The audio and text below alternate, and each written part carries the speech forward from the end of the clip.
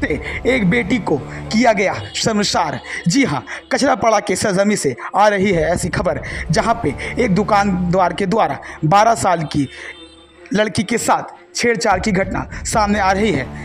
लड़की का कहना है कि मैं दुकान में जा रही थी और उस वक्त मुन्ना ठाकुर ने मेरे साथ छेड़छाड़ किया एवं लड़की की मां का कहना है कि मुन्ना ठाकुर उस लड़की को तकरीबन बहुत सालों से जानता था, जब मुन्ना ठाकुर का दुकान हेयर कटिंग का था। मुन्ना ठाकुर ने मेरी बच्ची का हेयर कटिंग भी काफ़ी कम उम्र में किया था, यानी कि इस बात से पता चलता है कि मुन्ना ठाकुर बड़े ही दिनों से इस बच्ची को जानता था। मां का कहना है कि मुन्ना ठाकुर ने ये पूरा साजिश प्री प्लानिंग किया है। मेरे लड़की पहले दुकान पे गई, उसके बाद मौका पाते ही मुन्ना ठाकुर ने पीछे से धर दबोचा और गलत हरकतें करने की नापाक साजिश रची।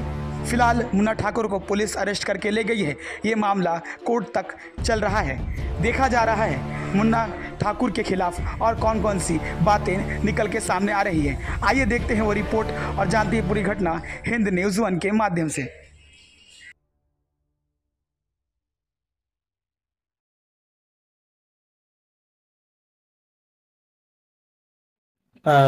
বল কখন ঘটনাটা ঘটেছিল? এই ঘটনাটা দুপুর 12টা 12:30টার দিকে ঘটেছিল। কি হয়েছিল? হয়েছিল আমার মা আমাকে চা আনতে পাঠিয়েছিল। তখন আমি আঙ্কেলের কাছে গিয়ে বলি, আঙ্কেল আমাকে চা দাও। তখন আঙ্কেল বললো আমি চা তৈরি করছি। তখন 5 মিনিট পর আমাকে বললো যে একটু আমাকে দোকানের চাবিটা নামিয়ে দাও। তো আমি চাবিটা নামাতে গেলাম, দেখলাম কি চাবি ওখানে নেই। আমি আঙ্কেলকে বললাম, আঙ্কেল ওখানে তো কোনো চাবি নেই। আঙ্কেল বললো স্টুল নিয়ে দেখো চাবি হবে। আমি স্টুল নিয়ে দেখলাম, আমি যখন আঙ্কেল চাবি নেই তখনই সে আমাকে পিছন থেকে চাপতে ধরে আমার বুক অনেক জোরে জোরে চিপতে লাগলো আর আমার গালে কিস করলো। আমি বলতে লাগলাম, আঙ্কেল আমাকে ছেড়ে দাও। আঙ্কেল আমাকে ছাড়ছিল না। আমি জোর জবরদস্তি করে আঙ্কেলকে ধাক্কা দিয়েছি। ওর পরে আঙ্কেল আমাকে বললো এই কথাটা তুমি কাউকেও বলো তাহলে তোমার ক্ষতি করে দেবো। তারপর আমি দৌড়াতে দৌড়াতে বাড়ি ফিরে আসলাম।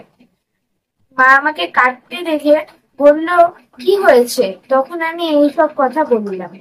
তো এর আগেও কি যেতে তার দোকানে? হ্যাঁ যেতাম। ওনার নাম? ওনার নাম মুন্না ঠাকুর। এর আগে কি কখনো এরকম করেছিল না এই প্রথম? এটা প্রথম।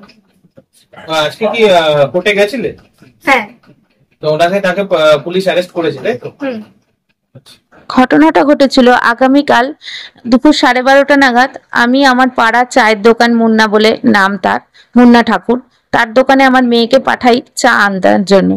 সে যত চা আনতে যায় সেখানে মুন্না দা বলে যে তুই একটু দাঁড়া, আমি তোকে চা তৈরি করে দিচ্ছি, তুই ততক্ষণ আমার দোকানের চাবিটা একটু এনে দে, আমি দোকানটা বন্ধ করব।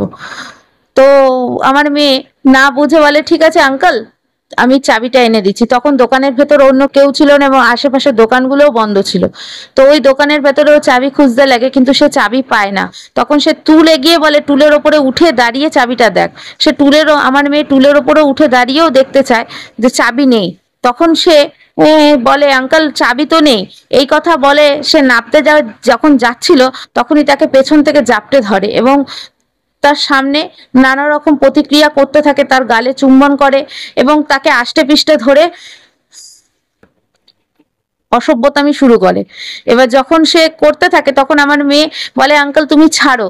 তখন সে তাকে ধমকি দেয় যে যদি তুই এই কথাটা তোর মাকে বা তোর বাবাকে জানাস তাহলে তোর কিন্তু চরম ক্ষতি হয়ে যাবে। দোকানদার লোকটা কেমন ছিল?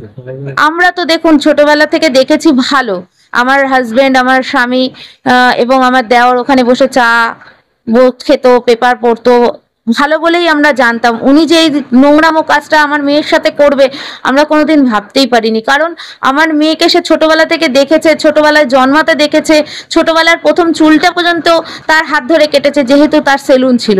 সে যে এইরকম অপকর্ম করবে, তার একটা 5 বছরের মেয়ে আছে, সে যে এই অপকর্ম করবে আমি কোনোদিন ভাবতেই পারি।